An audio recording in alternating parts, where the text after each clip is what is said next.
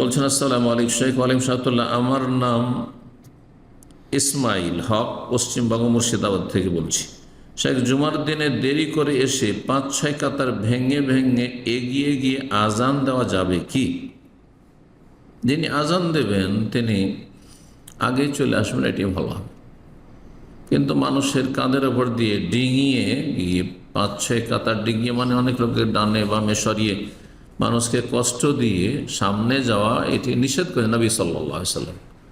জুমার যে বিশেষ সওয়াব রয়েছে, নেকি রয়েছে, সে নেকিতে বঞ্চিত থাকবেন, সে নেকি থেকে বঞ্চিত থাকবেন এবং গুনাহগার হবেন এরকম কাজ করলে। সে খুতবা চলার আগে হলে, একবার জিজ্ঞাসা করেছেন যে সে খুতবা শুরু হওয়ার পরে শুধু সামনে ডিঙিয়ে যাওয়া যাবে না, না খুতবা চলার আগে? খুতবা চলার আগে, যদি মসজিদ সামনে ফুল হয়ে গেছে, খুতবা এখনও শুরু হয়নি, তো আপনার সামনে এগিয়ে যাওয়া জায়েজ নয়। কিন্তু যদি ফাঁকা ফাঁকা হয়ে থাকে, যে আপনার রাস্তা মোটামুটি ক্লিয়ার, দুইজনের মাঝখান দিয়ে মানুষকে না সরিয়ে, মানুষের কাঁধের ওপর দিয়ে না ডিঙিয়ে আপনি যেতে পারবেন, তাহলে জায়েজ আছে।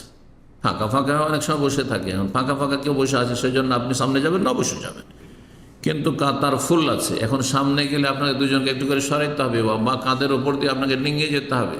অনেক বেয়াদব তো লাদ দিয়ে দেয়, হ্যাঁ দিয়ে দিল লাদ, আর তারপরে চলে গেল, এগুলি জায়েজ নয়, গুনহার কাজ। বলছেন আসসালামু আলাইকুম শেখ ওয়ালাইকুম সালাতুল্লাহ। আমরা যারা জানার শিক্ষিত আছি তাদের জন্য আরবি ব্যাকরণ শিক্ষাটা কতটুকু জরুরি?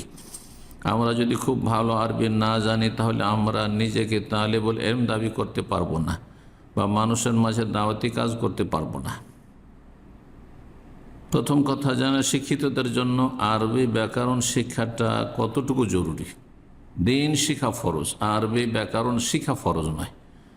আরবি ব্যাকরণ, গ্রামার, নাহু, সার্ফ হচ্ছে এমন একটি সাবজেক্ট, এমন একটি বিষয় যা হচ্ছে সহযোগী বিষয়, সহযোগী সাবজেক্ট।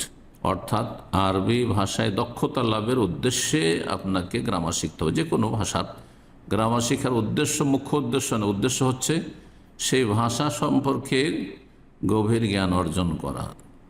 যদি আপনার ভালো তালেবুল ইলম হওয়ার ইচ্ছা থাকে, আপনি জেনারেল লাইন লেখাপড়া করেছেন, তারপরে কোরআন এবং হাদিসের ভালো তালেবে ইলম হতে চাইছেন, আলেম হতে চাইছেন, ভালো দায়ী হতে চাইছেন, তখন আরবি ব্যাকরণ শিখার গুরুত্ব অবশ্যই রয়েছে আপনার জন্য। কিন্তু এমনি আপনার নিজের জন্য, হ্যাঁ দিন শিখবেন, দিন শিখা ফরজ, আরবি গ্রামার শিখা ফরজ, সাধারণ মানুষের উপর নয়, বরং ওয়াজিব নয়, আর সুন্নাতে মুআক্কাদাও না, মুস্তাহাব বলা যেতে পারে। যে কোরআনের ভাষা যতটা পারবেন বোঝার চেষ্টা করুন।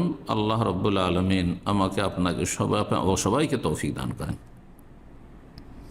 মানুষের মাঝে দাওয়াতি কাজ করার ক্ষেত্রে যদি আপনি ভালো দায়ী হতে চান, তাহলে আরবি গ্রামার আপনি শিখবেন।